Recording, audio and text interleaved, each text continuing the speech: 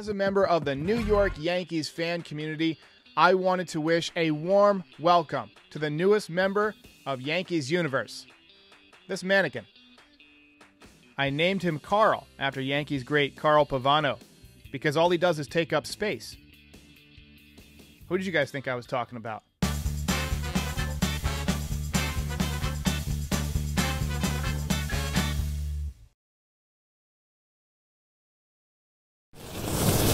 So here's the latest at the time of this video. Around 8 o'clock, maybe 8:15, there was a report, a couple of tweets, that Joey Gallo had been traded to the Yankees, that the deal was done, that it was happening, though there were no words on who was going back to the Rangers for Joey Gallo. About 45 minutes later, there were other reports that said the deal is not done and the Yankees are kind of at the goal line on a number of different deals, but Gallo is one of them. But the deal is not done. So we don't know at this point who's been traded for Joey Gallo. Once we find out, I will do another video and kind of break down the return and sort of react to what the Yankees traded for Joey Gallo. What this tells me is that the Yankees are going for it. They still believe they can win if they can get to the playoffs. So they're making a move that not only addresses the issues the team has had this season, not all of the issues. Believe me, I'd much rather have Adam Frazier, but Joey Gallo is very near the top of my list. But it does address the fact that they don't have a lot of threatening left-handed bats, and it will give them a little bit extra power. Joey Gallo has more home runs than anyone on the Yankees. The Yankees' power has been unexpectedly down this year.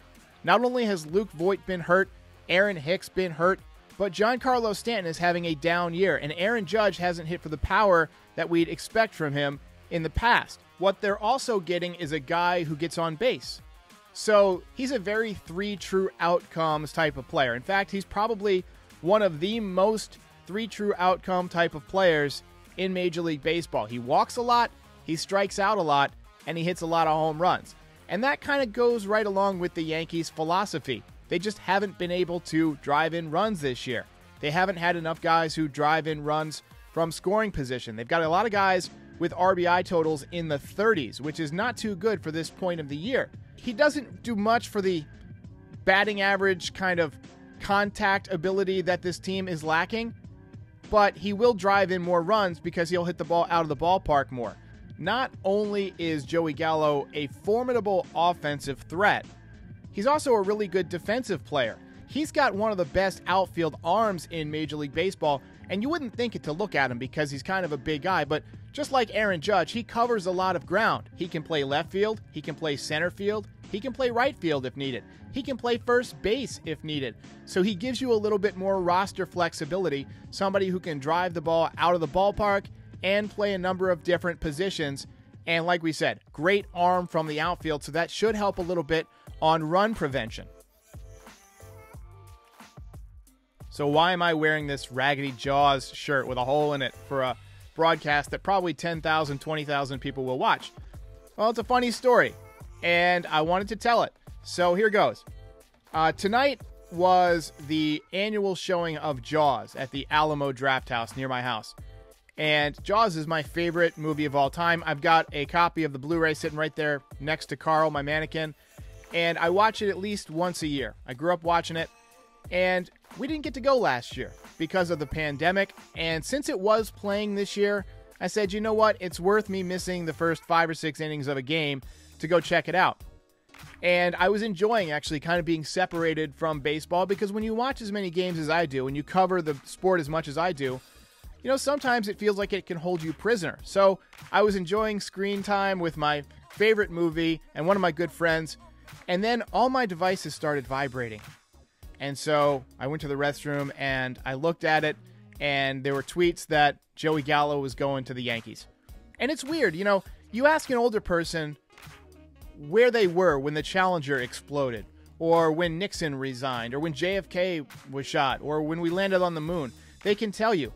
But I don't really care about the world, but I can always remember where I was when interesting things happened to the Yankees. Like, I remember in 1997 when the Yankees made a trade, Kenny Rogers and Mariano Duncan for Greg Vaughn from the Padres. The trade actually got annulled.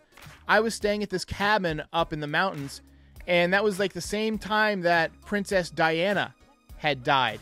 It was right around the same time. And I just remember all of those things stuck in my mind. That's why I have such a vivid memory of that fail. So it's weird how sports and sporting events and things that happen with our favorite teams can kind of be like mile markers on this beautiful tapestry of life. So I hope that the Joey Gallo trade gets completed, and I hope that the Yankees didn't give up too much. We'll see what happens. I heard a report earlier that the Texas Rangers got an overwhelming offer for Joey Gallo, and then you find out that the Yankees got him, potentially.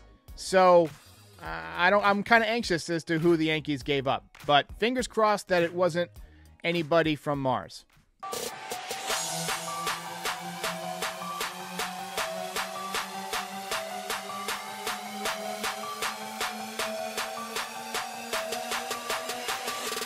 Oh.